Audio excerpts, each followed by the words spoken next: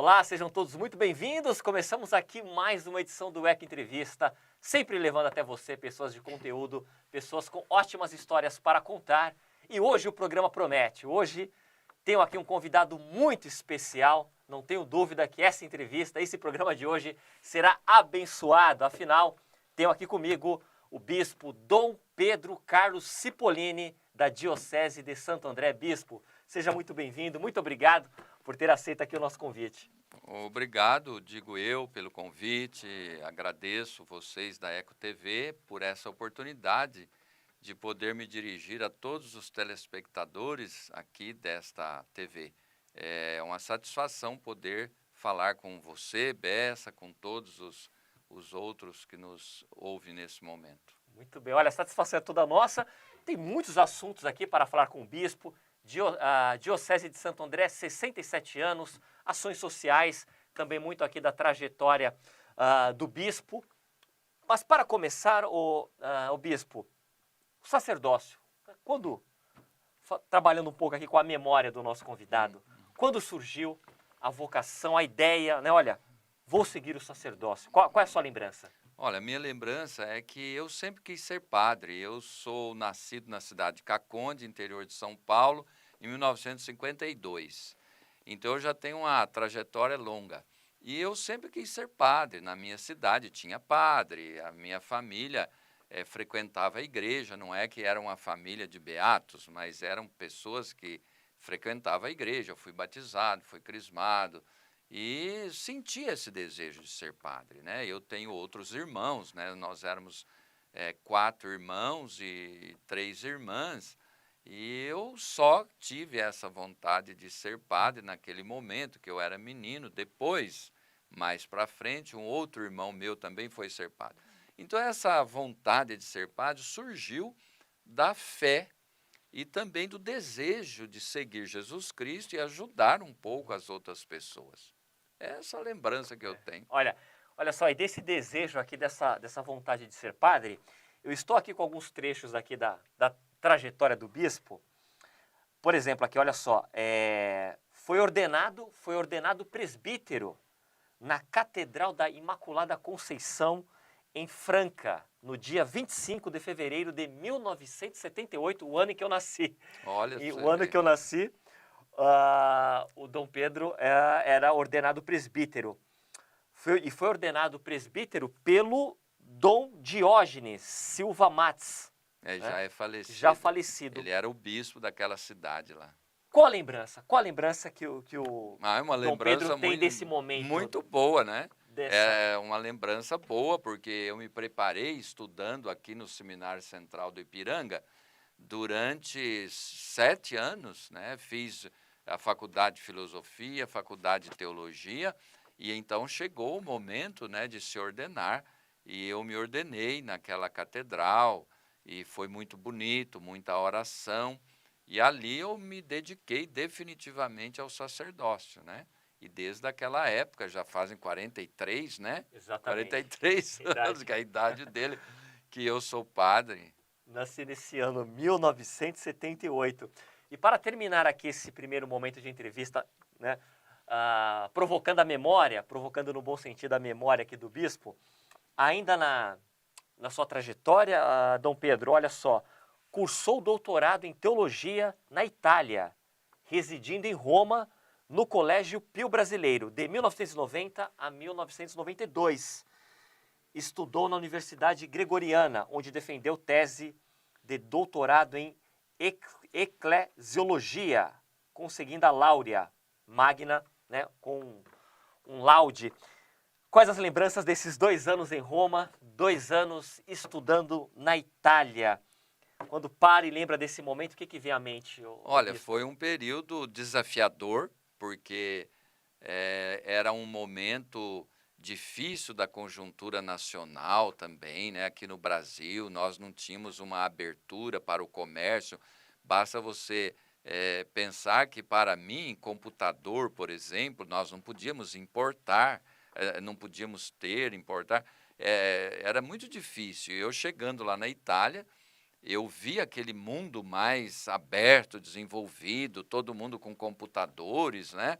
E eu tive que me adaptar rapidamente, porque estava numa das universidades mais cosmopolitas, né?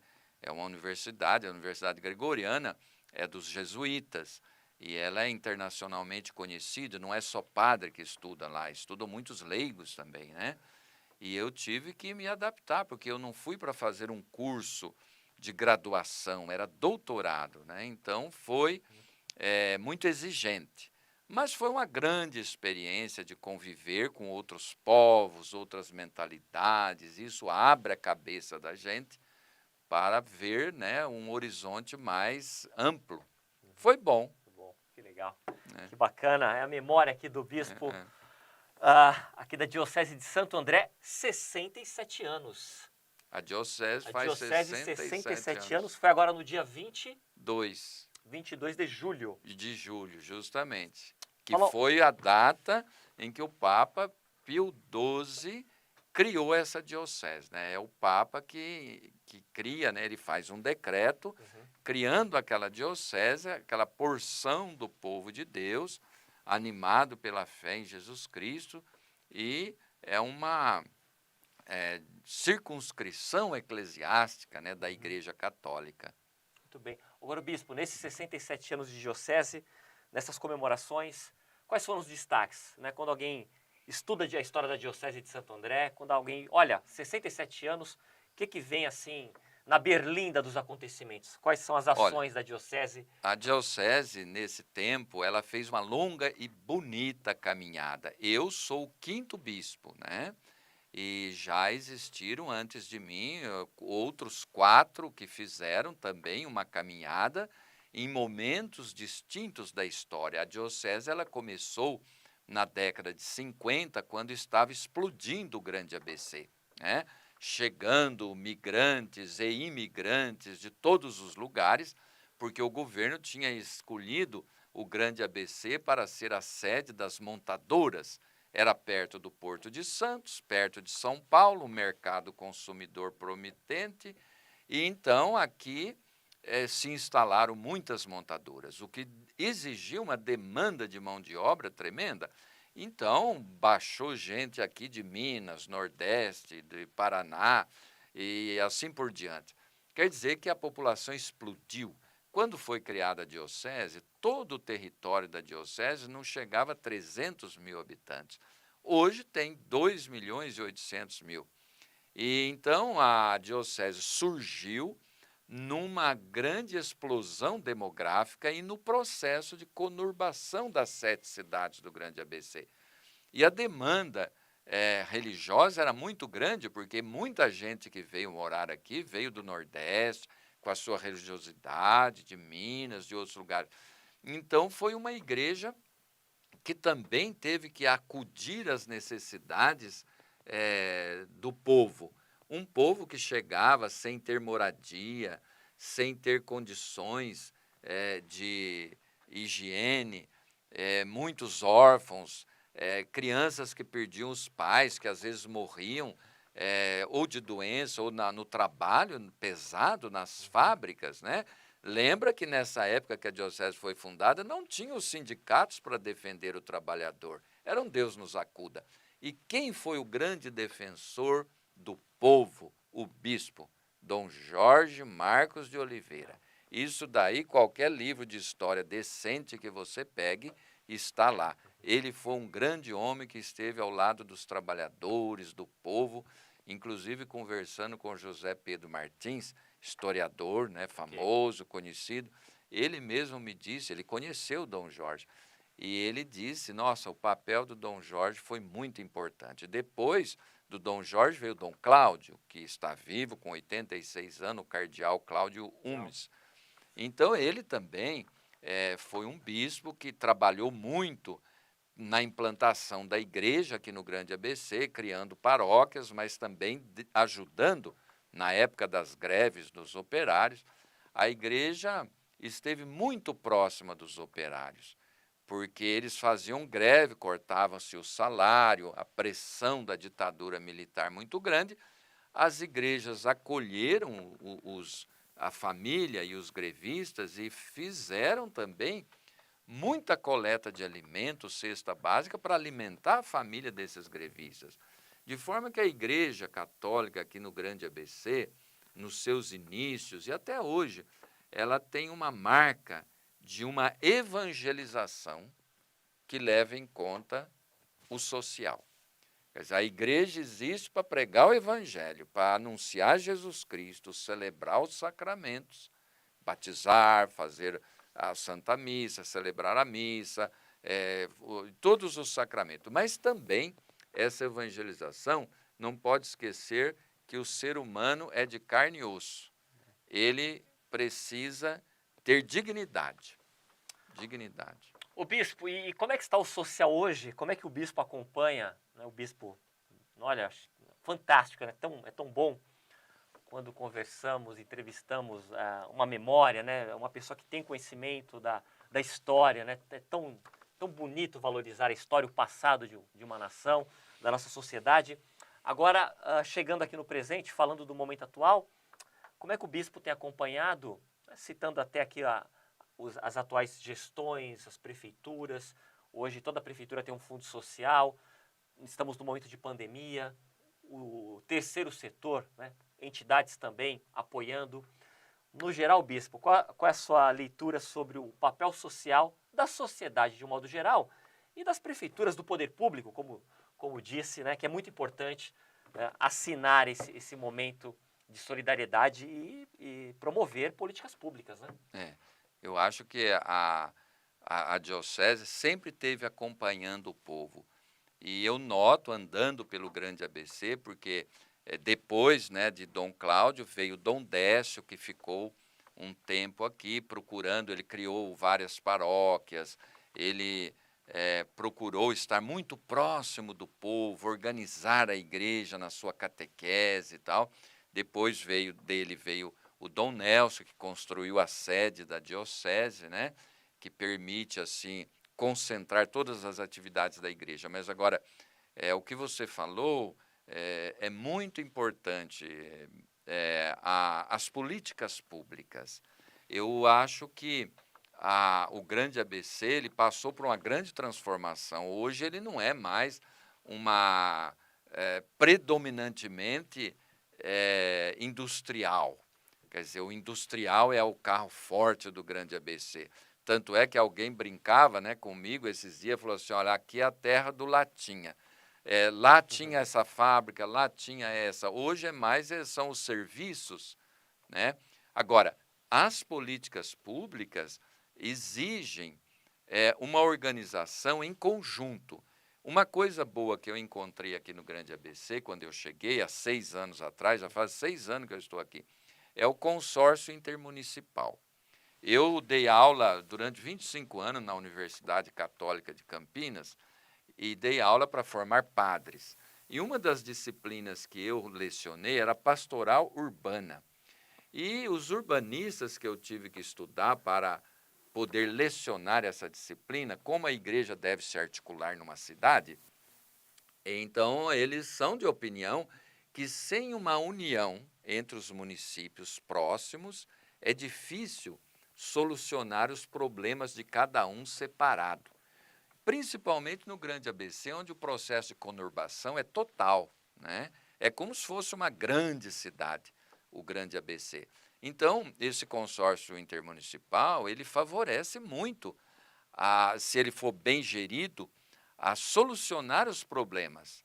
Então, aqui tem problema de toda a ordem no Grande ABC. É lógico, se investiu muito no Grande ABC. O Grande ABC tem uma infraestrutura grande de, por exemplo, os hospitais, a área da saúde, em relação a outras regiões do Brasil, é muito bem atendido. Agora, não se conseguiu ainda acabar com a miséria. Eu acho que o Grande ABC ele é rico. Ele, pelo menos, tem que acabar com a miséria, né? E o que é a miséria? É fome, falta de moradia, pessoas sem rumo, sem dignidade de vida. E isso não deveria existir num lugar como o nosso, o Grande ABC. E existe. De forma que as políticas públicas, elas devem, no meu entender, investir muito para acabar com a miséria. Acabar com a miséria. Muito bem. Bispo, olha só, né, pandemia, estamos nessa pandemia, né, e com a pandemia ocasionada pelo novo coronavírus, as famílias passaram a participar de missas, de cultos, as pessoas passaram a celebrar sua fé, não na comunhão ali, naquela união, né, comum, mas por transmissões online, né? Qual a sua opinião sobre isso? Eu lembro que lá atrás, no começo, nós acompanhamos aqui essa pandemia, quando o governo do estado de São Paulo, olha, suspendeu, né, as atividades religiosas para não disseminar o vírus. Houve algumas lideranças, aí já estou falando de religiosos no geral, né, lideranças de outras crenças, que muitas bateram de frente. Qual a sua opinião? Como é que o bispo viu esse momento, né, que teve uma outra maneira de comunhão, né, para não disseminar o vírus? Qual a sua opinião e como é que o bispo administrou isso, né? Como é que o bispo tocou isso à frente aqui da diocese aqui em Santo André? Olha, foi um momento de crise, difícil, dramático, mas eu até acho que a Igreja Católica, no Grande ABC, ela teve uma maturidade muito grande. E eu andando por aí, porque eu já andei em todos os lugares aqui desse Grande ABC. Quando eu cheguei, eu, em vez de preocupar com as minhas malas, desfazer mala, eu falei, eu quero andar para conhecer. Antes de tomar posse, eu já tinha andado para tudo quanto é lugar. E depois eu fiz visitas pastorais missionárias, depois fizemos aqui o Sínodo Diocesano, que foi 2 anos ouvindo, planejando a pastoral, e de forma que quando veio essa pandemia, pegou-nos todos de surpresa, mas nós soubemos enfrentar. Eu creio que a nossa diocese de Santo André, ela conseguiu, com louvor, uma união entre o povo e os padres. Dou os parabéns para os padres também, porque nós partimos do ponto de vista da fé. O nosso Deus é um Deus da vida. Jesus disse, Evangelho de João, capítulo 10, versículo 10, eu vim para que todos tenham vida e vida plenamente. Então, quando chegou a pandemia, nós não tivemos crise, problemas em ter que abster de celebrações públicas para preservar a vida das pessoas. Somente as pessoas que não têm fé em Deus ou acreditam em ídolos, o ídolo do dinheiro, o ídolo do poder, é que tiveram dificuldades em fazer o que foi necessário para evitar a perda de vidas. Então, a Igreja Católica fez tudo o que é possível. E, olha, modéstia à parte, eu não conheço uma outra instituição, se tiver, pode me mostrar, eu quero que observou todas as regras sanitárias como a Igreja Católica. Não por uma questão de lei ou de não levar multa, mas por uma questão de fé. O nosso Deus é o Deus da vida, preservar a vida humana.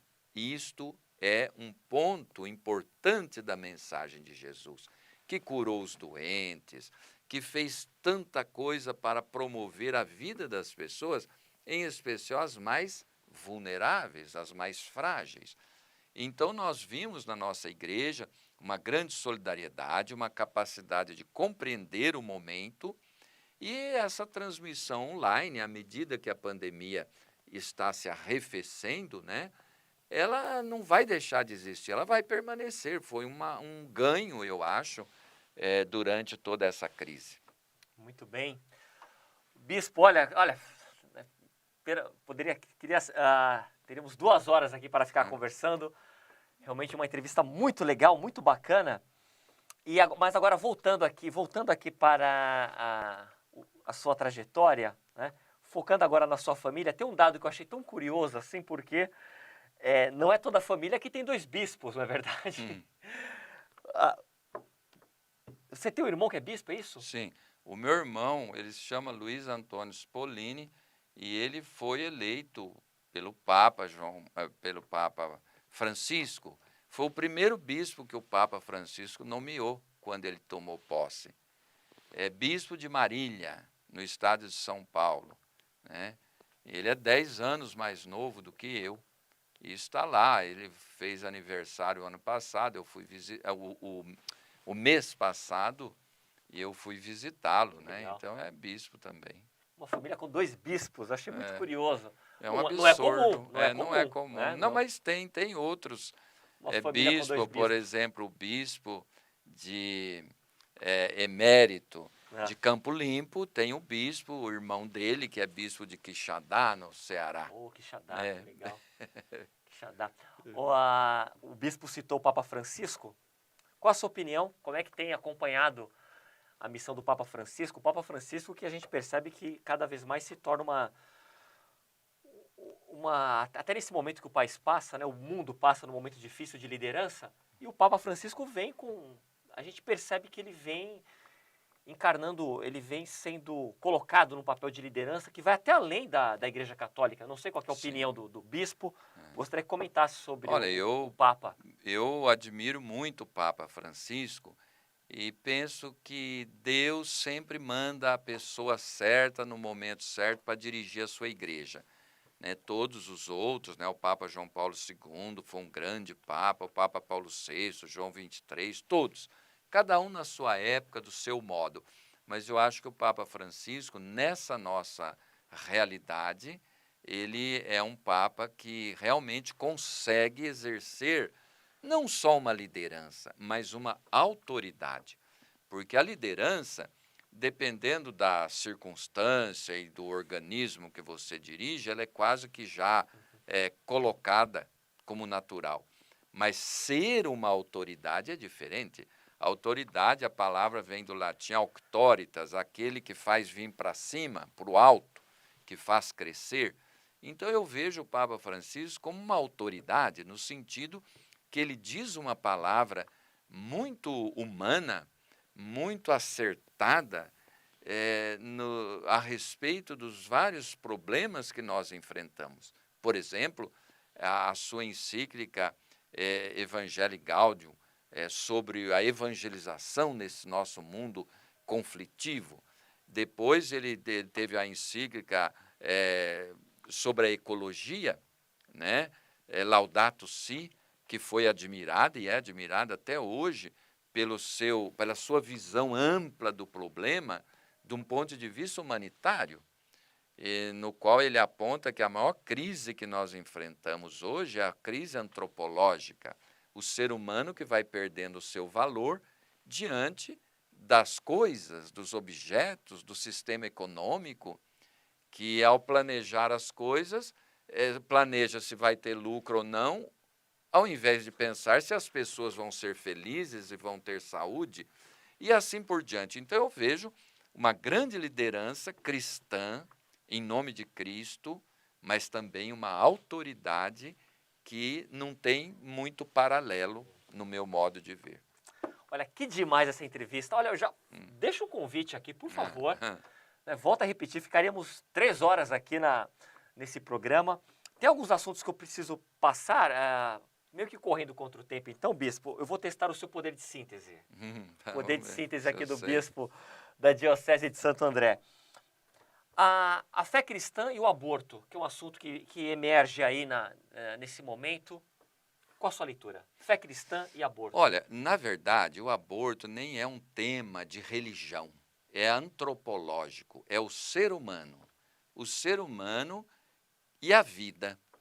O ser humano que tem direito à vida, uma vez concebido. Do ponto de vista da fé, nós temos no Evangelho Maria Santíssima, grávida, visita sua prima Isabel. E quando as duas se encontram, Isabel, iluminada pelo Espírito Santo, diz a Escritura, Isabel diz: que honra a mãe do meu Senhor vir me visitar. Ela chama aquele feto que está no seio de Maria de meu Senhor. Para quem entende de exegese, é uma confissão de fé pascal. Então, o ser humano, ele já tem toda a sua dignidade antes de nascer, na própria concepção. Por isso, é uma questão antropológica. Por que matar quem tem direito à vida? A igreja é contra o aborto. desde o seu início, no primeiro catecismo da Igreja Católica, já diz, né? Não, no horizonte do reino de Deus ensinado por Jesus, não tem espaço para o aborto programado, né? Um aborto que é programado, premeditado. É diferente de um aborto espontâneo, natural, assim, que involuntário. Então, a Igreja Católica se posiciona assim. Ah, mas hoje evoluiu, isso é atraso. Olha, a luz de 1 milhão de velas não é maior do que a luz de um único sol. E para nós o sol... Bispo, câmera 5, toda sua. Mais uma vez aquele testando o poder de síntese aqui do bispo. Fique à vontade, fale o que o senhor quiser. Nosso momento de maior liberdade de expressão aqui no canal. Eu gostaria de dizer o seguinte, parabéns para a Eco TV, porque uma TV que eu estou vendo que dá a palavra para o povo. Eu acho que isso é muito importante. Estava me dizendo aqui o Bessa que traz aqui as lideranças populares, as pessoas das várias instituições. Eu acho que o Grande ABC precisa de canais assim, onde o povo é ouvido, as lideranças de todos os segmentos da sociedade, e não selecionando só um, pois até eu vim aqui. Eu acho que isso é positivo, né? Chamar até o bispo, né? Imagina. Então, eu acho que isso é muito positivo, porque a nossa força, a força de um Brasil do futuro e com futuro, está no povo. O melhor do Brasil é o povo. Bispo Dom Pedro Carlos Cipollini, da Diocese de Santo André. Aliás, eu quando era moço, estava na universidade, eu assisti uma palestra do Joelmir Betti. Opa, Joelmir Betti, o jornalista. O jornalista na área, ele disse assim, o Brasil só não vai para o buraco porque ele é maior que o buraco. É isso mesmo, é bem por aí. Olha só, você já percebeu, por livre e espontânea pressão aqui da nossa grade da programação, eu tenho que terminar a entrevista, mas ficaremos aqui muito tempo. Bispo, muito obrigado. Muito obrigado. Sucesso na sua caminhada, muita saúde. Obrigado. E volte em breve, por favor. Tá certo. Muito obrigado. Parabéns pela caminhada de vocês aí. Nós te agradecemos. Aquele abraço, hein? Voltamos na próxima edição. Valeu!